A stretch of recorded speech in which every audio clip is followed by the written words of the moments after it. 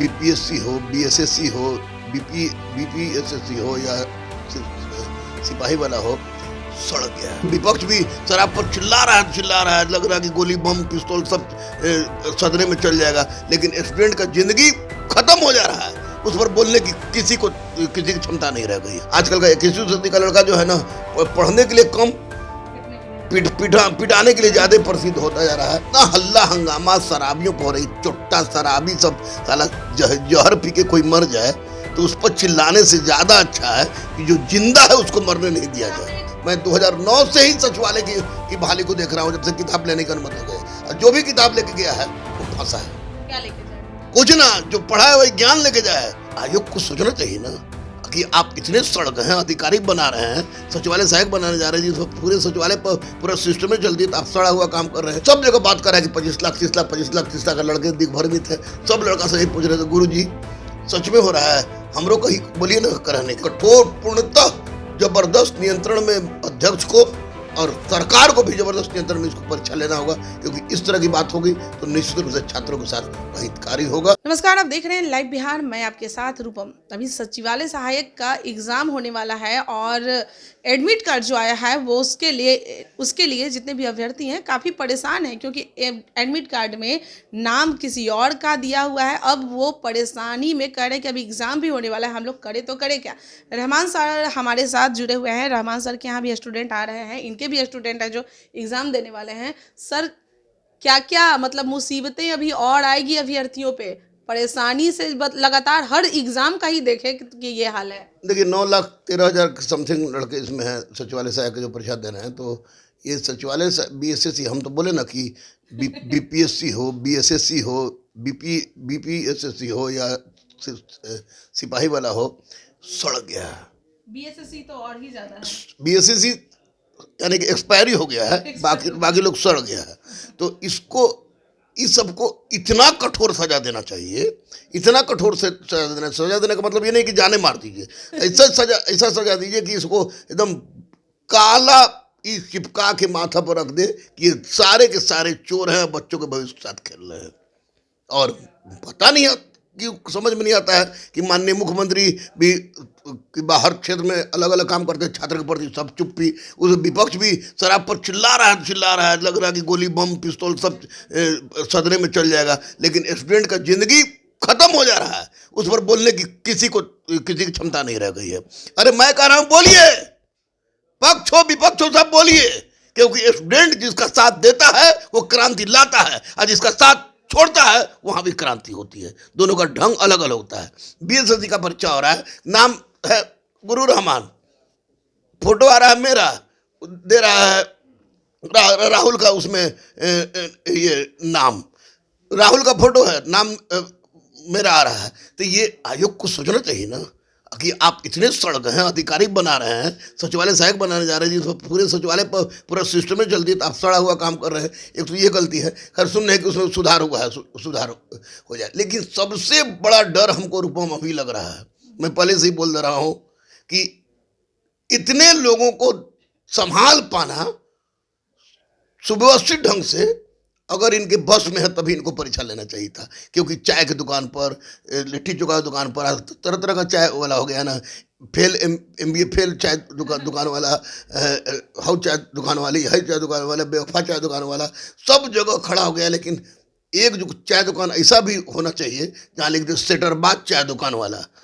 तो वहाँ का कि लोग सब जगह बात कर रहे हैं कि 25 लाख 30 लाख 25 लाख 30 लाख का लड़के दिग्भ्रमित है। सब लड़का से पूछ रहे थे, गुरु जी सच में हो रहा है, हमरो कहीं बोलिए ना कराने के। इस पर रोक लगे, क्या कि मुझे डर लग रहा है कि बीएसएससी में भी कहीं उसी तरह की घटना को दोहरा ना दिया जाए जो कि आपको बीपीएससी में हुआ है। तो वैसी परिस्थिति में कठोर पूर्णतः जबरदस्त नियंत्रण में अध्यक्ष को और सरकार को भी जबरदस्त नियंत्रण में इसको परीक्षा लेना होगा, क्योंकि इस तरह की बात होगी तो निश्चित रूप से छात्रों के साथ अहितकारी होगा।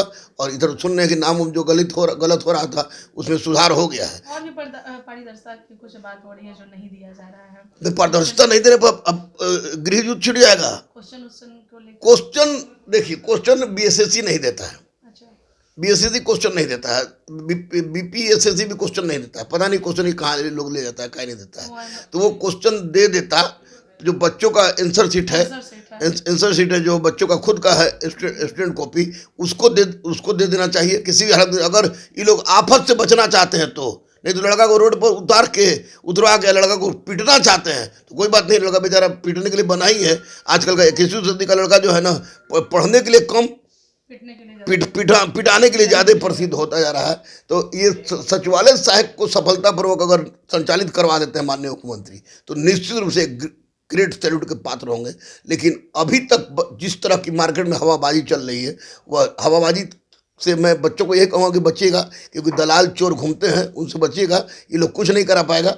हाँ, अगर सिस्टम में ही कोई कहीं दाग होगा तो फिर इसके स्वच्छता पर मैं भी प्रश्न उठाऊंगा कि क्या कि अब तक तो हो ही रहा है, ये गलत हो रहा है। आयोग सरा की बात कर रहे हैं, आयोग सरा हुआ नहीं होता, उसका अधिकारी होता है। तो लेकिन अधिकारियों पर अभी तक कोई एक्शन क्यों नहीं लिया जा रहा है? हर आयोग को इस तरह से सरने गलने के लिए क्यों छोड़ दिया जा रहा है? ये सरकार की गलती है। सरकार इसमें सोचे, सरकार जितना हल्ला हंगामा शराबियों पर हो रही, चुट्टा शराबी सब साला जहर पी के कोई मर जाए तो उस पर चिल्लाने से ज्यादा अच्छा है कि जो जिंदा है उसको मरने नहीं दिया जाए।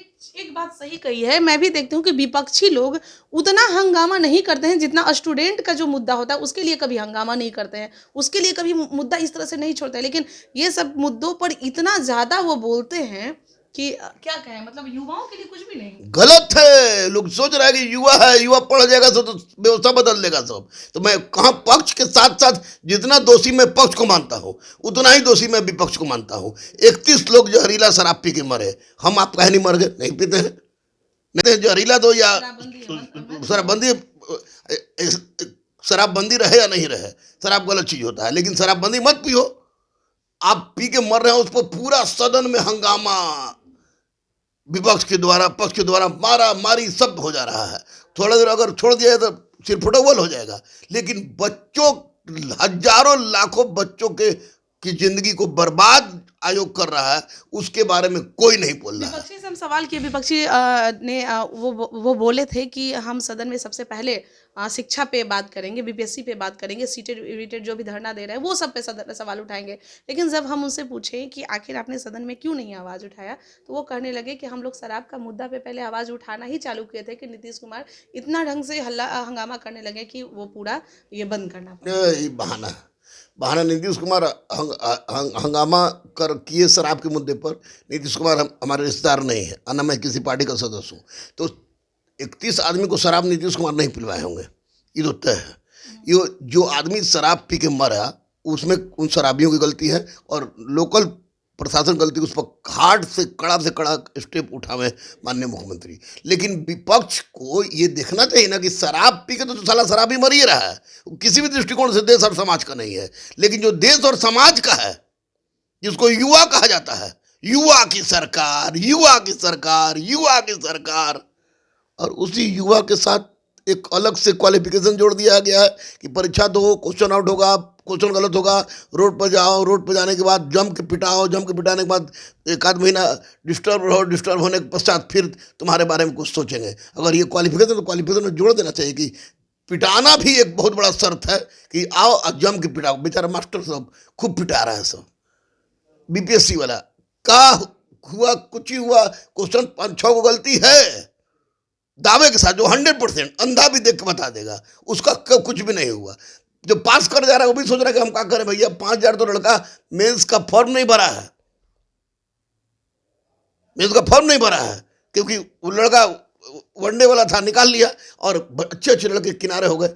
सचिवालय सहायक में 9,38,000 के लगभग लड़का है सब। रे बाप, इसको अगर बढ़िया से नहीं सुधारा लोग तो फिर बिहार की शिक्षा व्यवस्था पर से सबका दिमाग हट जाएगा, ध्यान हट जाएगा। अब कुछ ही दिन बचे हुए हैं, क्या करें अभ्यर्थी? कुछ नहीं करें अभ्यर्थी, दलाल चोर से अलग रहे, जो पढ़े हैं उसी को पढ़ते रहें। करेंट अफेयर्स को जम गहराई के साथ देख लें, करेंट अफेयर्स गहराई के साथ देख लें। और किताब लेने के लिए बहुत सारे शिक्षक प्रभु लोग कह रहे हैं कि हाई 3-3 किताब ले जाइए। 5-6 दिन में 3-3 किताब लेके ये मूर्ख है भाई, परीक्षा में किताब लेके जाएगा तो खोजेगा। आप परीक्षा में किताब कैसे लेके जाएगा? ना, परीक्षा में किताब अनुमति है इसमें कि हर पोर्शन से एक किताब ले जा सकते हैं, तो उसका आंसर ढूंढेगा जी, आंसर ढूंढेगा तो समय तो निर्धारित है। इसलिए मैं तो कहूँगा किताब मत ले जाओ ताकि तुम्हारा ध्यान उधर नहीं जाए। अगर ले जा रहे हो तो किसी फार्मूला किताब ले जाओ जो टेक्स्ट बुक हो, जो मैथ्स में कोई फार्मूला भुला रहे हो तो उसमें तुम ये करो, लेकिन अदरवाइज किताब ले जाओगे तो तुम्हारे लिए घातक होगा, घातक होगा, घातक होगा। मैं 2009 से ही सचिवालय की बहाली को देख रहा हूँ, जब से किताब लेने की अनुमति हो गई, और जो भी किताब लेके गया है वो फंसा है। तो क्या लेके जाए वो? कुछ ना, जो पढ़ा है वही ज्ञान लेके जाए, एडमिट कार्ड लेके जाए, आधार कार्ड लेके जाए, फोटो कॉपी लेके जाए। जब कुछ 1 नंबर का जो क्वेश्चन आदमी थोड़ा सा टेक्स्ट बुक ने जोड़ दिया है, टेक्स्ट बुक ले जाना है आपको, या तो टेक्स्ट बुक या एनसीईआरटी। तो टेक्स्ट बुक एनसीईआरटी तो कितना खोज लेगा लड़का, खोज सकता है। कि इसी बारे में जो भी प्रभु शिक्षक भी बोल रहे हैं कि किताब 3 को ले जाओ, तो मैं यही अनुरोध करूंगा, किताब मत ले जाओ। जो पढ़े हो उसको दिमाग में रखो, करंट अफेयर्स जम के पढ़ो। ये दलाल चोर जो घूम रहे हैं उनसे बचो, क्योंकि तुमको देखने वाला सिवाय भगवान छोड़ के और कोई नहीं है। पक्ष हो या विपक्ष हो, वो दारूबाजी पर चिल्लाएगा लोग, लेकिन तुम्हारी जिंदगी बर्बाद हो रही है उस पर कोई नहीं चिल्लाएगा। अगर हम लोग चिल्लाते हैं तो कभी सीबीआई आएगी, तो इनकम टैक्स आएगी, तो कभी ईडी आएगी, तो कभी एनआईए आएगी। अब तो सब मेरा चेक हो गया है, तो अब तो हमको लगता है कि इंटरपोले आ जाएगा, इंटरपोले आ जाएगा। लेकिन मुझे किसी बात का ना डर था, ना है, ना रहेगा। अगर बच्चों के लिए मरना भी पड़ेगा तो मैं मरूंगा, लेकिन बच्चे भी उस तरह के होने चाहिए, पघारने वाला नहीं। बेचारा तबीयत खराब होने पर भी छात्र नेता सब चला जाता है, सब अपना अपना डेडिकेशन करता है, सब कुछ करता है। मिलता क्या है उसको? ये एसडीएम डीएसपी बन जाएंगे तो उसको क्या दे देंगे, हमको क्या दे देंगे। लेकिन हम लोग चाहते हैं कि बच्चों के साथ कल्याण हो, तो बच्चों के साथ कल्याण होने में बच्चों को भी ये सोचना चाहिए कि जो उनका अगुवाई कर रहा है या जो उनके बारे में सोच रहा है, उसके साथ भी किसी भी तरह की कोई गलती नहीं। अगर गलती हो तो हम टाइट होकर सामने खड़ा हो जाए, तो खड़ा हो जाए। जैसे हमारा केस था, हमारा केस तो मैं जानना था कि भैया हम चोर नहीं है, यहाँ पहले चेक कर लो, ज़्यादा बढ़िया हो जाएगा। लेकिन आप मान लें कि उठा के हमको डाल दीजिएगा, आप 1-2 महीना के लिए, 1-2 महीना के लिए डाल दीजिएगा, तो छोटा छोटा मेरा बच्चा है, कौन देखेगा उसको, कौन देखेगा?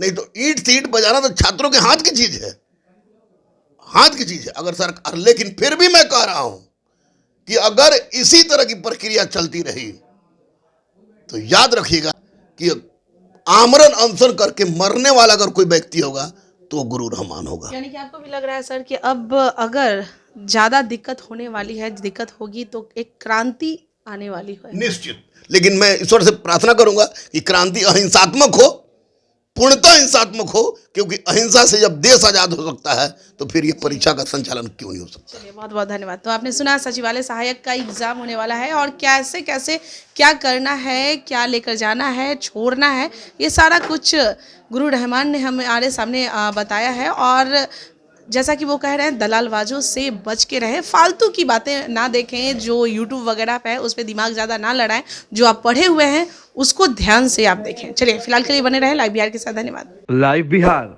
यूट्यूब पर सब्सक्राइब और फेसबुक पर लाइक ज़रूर करें।